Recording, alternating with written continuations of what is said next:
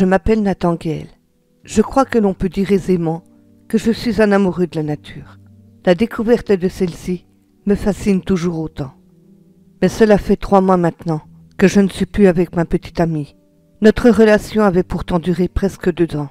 Je suis encore très éprouvée par cette rupture. Mais bon, ainsi va la vie. Plus tôt dans la matinée, j'avais décidé de me faire une petite balade, en mode détente. Alors je marche d'un pas lent, tranquillement, non loin d'une forêt, à 40 km de ma nouvelle maison. Tout à coup, j'entends un bruit en bordure de celle-ci. Je décide d'aller y jeter un œil, pour voir ce qu'il se passe. Une fois sur place, je tombe sur un livre assez intrigant au pied d'un arbre. Celui-ci est assez volumineux, puis en y regardant de plus près, je m'aperçois qu'il sort complètement de l'ordinaire. En effet, on dirait le journal intime d'un jeune homme. En le parcourant, je constate rapidement que la personne qui a écrit ce livre devait vivre des moments difficiles, car ça parlait que de suicide, de harcèlement, de fantômes, de terrifiants cauchemars et de mort. Les dessins qu'il contient sont morbides et noirs. Puis j'ai refermé celui-ci sans me poser plus de questions. Toutefois, je décide malgré tout de le prendre. Je le range dans mon sac, puis je rentre chez moi pour continuer de faire mes cartons, car j'avais acheté une maison à la campagne. Et je dois bien l'avouer, j'étais assez pressé d'emménager dans ma nouvelle demeure. Celle-ci est grande en effet, mais elle y est peu accueillante. Elle est sombre et lugubre. De plus, il semble que les anciens propriétaires avaient dû quitter les lieux rapidement, car tous leurs effets personnels étaient restés à l'intérieur. Pendant mon temps libre, je pars faire quelques réparations, ainsi que le ménage dans celle-ci. Ma sœur Nadège m'accompagne pour m'aider, que ce soit pour les tâches ménagères ou les petits travaux. Elle sera aussi présente le jour du déménagement. Pour faire le moins de trajet possible, je reste sur place pour y dormir. Mais le peu de sommeil que j'ai n'est pas réparateur, car mes nuits sont peuplées de cauchemars plus terrifiants les uns que les autres. Un jour, alors que je regardais dans les affaires des anciens occupants, je tombe sur une grande enveloppe, avec des feuilles à l'intérieur. Je l'ouvre, puis tout en feuilletant celle-ci, j'ai comme une impression de déjà-vu. Je cherche dans mes souvenirs où j'avais pu déjà voir ce genre d'écrit, mais sur le coup, je ne vois pas. Je balaie donc tout ça d'un simple revers de la main. Si seulement j'avais fait le rapprochement plus tôt. Le jour de l'emménagement arrive enfin. J'allais pouvoir redonner un peu de vie à cette maison. J'y installe le peu d'affaires que je possède. Avant, je vivais chez mes parents, puis je leur avais dit que la maison était déjà meublée. Ce qui m'arrangeait bien, car toutes mes économies étaient parties dans l'achat de celle-ci. Mais depuis quelques jours, mes cauchemars prennent une tournure assez morbide. Effectivement, je me vois mort dans mon lit. Visiblement, j'avais brisé le miroir de ma chambre. J'étais parti me recoucher, puis je m'étais égorgé dans mon propre lit. Je me suis alors réveillé en sursaut, pris d'une panique incontrôlable, palpant sans cesse ma gorge, constatant ainsi que rien n'était arrivé. Mais pourtant, ça paraissait si réel. En rangeant mes affaires, je tombe sur l'étrange livre que j'avais trouvé dans cette forêt. En l'ouvrant, c'est seulement là que je me souviens du contenu de cette enveloppe. Oh mon Dieu, c'était exactement la même chose que sur le bouquin. De plus, c'était la même écriture. Était-ce la même personne qui l'avait écrit? Ou alors peut-être juste une étrange coïncidence? Je suis confus et dans une totale incompréhension. Tout à coup, je ne me sens pas trop à l'aise. Ma sœur s'en aperçoit très vite. Elle me demande si ça allait. Je lui réponds que oui, et que j'étais juste un peu fatiguée. Le soir venu, j'invite Nadège à manger, puis à dormir dans la chambre d'amis, à la fois pour la remercier, mais aussi pour lui éviter un voyage de nuit. Elle accepta, malgré la peur qu'elle éprouve pour cette maison. Pendant le repas, nous discutions de choses et d'autres. Pour être franc, on se remémorait nos souvenirs d'enfance. Nos éclats de rire ravivaient un peu cette maison, d'où il y régnait encore une atmosphère assez lourde et pesante. Mais tout cela allait très vite changer, quand j'aurai ajouté la petite touche finale avec la finition du décor. Puis, tout à coup, nous entendons des bruits de pas à l'étage, ainsi que des petits déplacements d'objets divers. Je constate alors que la peur que ressent Nadège est profonde. Je tente de la rassurer comme je le peux. Mais comment faire quand on ne comprend pas soi-même ce qu'il se produit sous son propre toit? Sans compter que pour moi, c'était une expérience à rajouter à un palmarès déjà impressionnant. En effet, je vivais constamment avec ces phénomènes, mais je n'avais rien dit, pour ne pas rajouter du stress inutilement, vu que l'emménagement le faisait déjà très bien tout seul.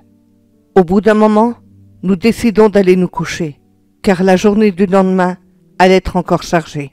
Je montre à Nadège sa chambre, d'où se dégageait une intense froideur, ainsi qu'une odeur nauséabonde assez prononcée. Pourtant, celle-ci avait été entièrement nettoyée l'après-midi même. Le lendemain matin, Nadège était en train de préparer le petit déjeuner. Quand je suis entré dans la cuisine, une délicieuse odeur d'œufs brouillés et de bacon envahissait la pièce. C'était un pur bonheur.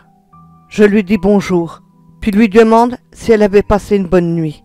Elle me transperce alors d'un regard à la fois triste et apeuré. Elle me répond que non. Elle avait entendu des bruits de toutes sortes et qu'elle avait eu vraiment très peur. J'essaie alors de dédramatiser la situation en lui disant que la maison est vieille et que le bois travaille, sans compter qu'il fallait encore prendre nos marques. Mais mes explications ont eu l'air peu convaincantes à ses yeux, tout comme aux miens d'ailleurs. À croire que je mentais très mal visiblement. Quelques jours passent. Ma sœur était repartie chez elle. Quant à moi, je fais de nouveaux cauchemars, dont un récurrent. Dans celui-ci, j'entends une voix me dire que je suis bon à rien, que je dois mourir, que je n'avais pas ma place dans ce monde. Et le mieux que j'avais à faire était de me suicider. Bizarrement, exactement la même chose était marquée, que ce soit aussi bien sur ce fichu livre que sur ces maudites feuilles, jusqu'au dessin assez représentatif de mes cauchemars. Puis un jour, par malheur, j'apprends le décès soudain de ma mère. Elle avait fait une crise cardiaque foudroyante. Elle était morte sur le coup. La tristesse qui m'envahit est telle que je ne suis plus que l'ombre de moi-même. Je ne sors plus. Je me suis totalement isolé du monde qui m'entoure. Je ne réponds plus au téléphone. Pourtant, Nadège puis mon père m'appellent sans relâche. Mais ceux-ci restent sans réponse. Je m'étais mis à boire un peu, alors qu'auparavant, aucun alcool était présent chez moi. Maintenant, des packs de bière complets envahissent mon frigo. Une nouveauté vient s'ajouter à ça. Je fume de nouveau, alors que ça faisait 3 ans que j'avais arrêté. Quand je disais que je n'étais plus que l'ombre de moi-même, ce n'était pas un doux euphémisme. Un soir, alors que pour une fois je n'avais pas consommé d'alcool, je vais me coucher, comme à mon habitude. Mais tout à coup, j'entends la voix de ma mère qui m'appelle. Elle me dit de la rejoindre, et que je sais ce que je devais faire. Je me suis alors levé, appelant ma mère morte 3 jours plus tôt, au beau milieu de ma chambre. Quand d'un seul coup, j'ai senti un souffle d'air dans mon oreille. En me retournant, j'ai vu une chose atroce qui se tenait debout devant moi. On aurait dit un monstre hideux, tout droit sorti d'un film d'horreur. J'en suis tombé à la renverse. Puis je me suis remis au lit. Inutile de vous dire que je n'ai pas fermé l'œil de la nuit. Mes journées étaient devenues d'une monotonie inégalable. À part boire, manger, fumer, lire ces fichues conneries de journal intime et ces saloperies de feuilles, puis observer ces phénomènes, c'est à peu près tout ce que je faisais. J'étais maintenant seul à affronter mes doutes, mes peurs et mes angoisses. Au fond de moi, je me disais que j'avais peut-être mérité tout ça.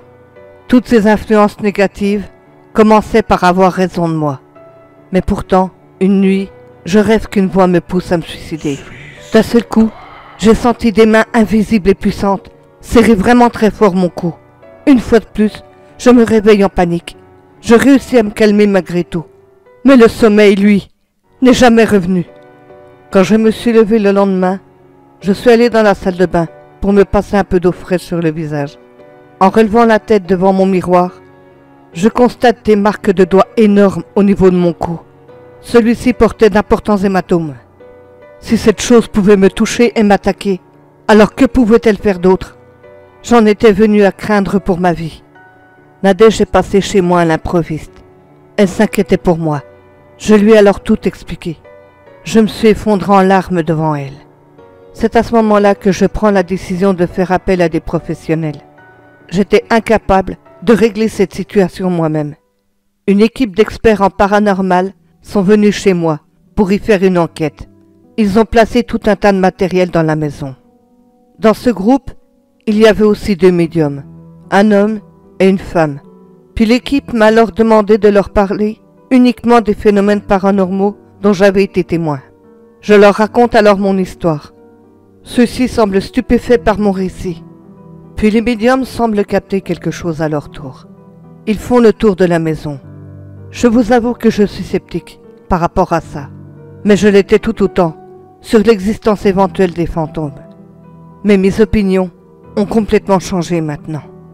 Les médiums reviennent, affichant une expression sur leur visage peu rassurante. Ils me demandent si je n'avais pas trouvé le journal intime d'un jeune homme. Je les fixe alors d'un regard ahuri, en leur répondant qu'effectivement, j'avais trouvé un journal intime.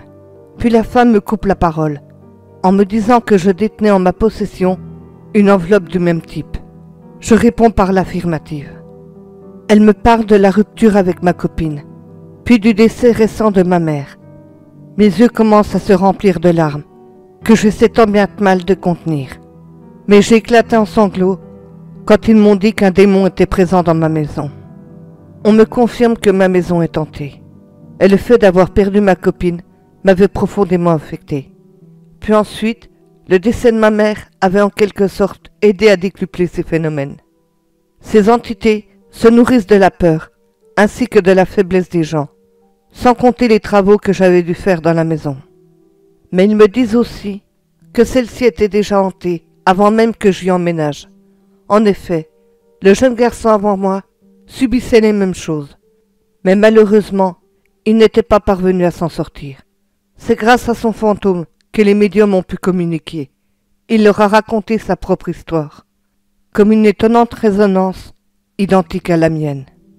De plus, il était toujours sous l'emprise du démon qui le harcelait. Tout comme moi, il m'avait choisi pour me briser et me tuer. C'est pour ça que j'avais trouvé le journal dans une forêt, à 40 km de chez moi, puis la maison, sans compter l'enveloppe. Absolument rien n'était dû au hasard. Tout était planifié à l'avance par ce démon. Ils ont décidé de tenter de faire une bénédiction dans toutes les pièces de la maison. Mais bien évidemment, cela avait échoué. On m'a alors expliqué que je devais quitter les lieux immédiatement pour ma propre sécurité. Alors je suis reparti chez mon père, avec uniquement les cartons avec lesquels j'étais arrivé.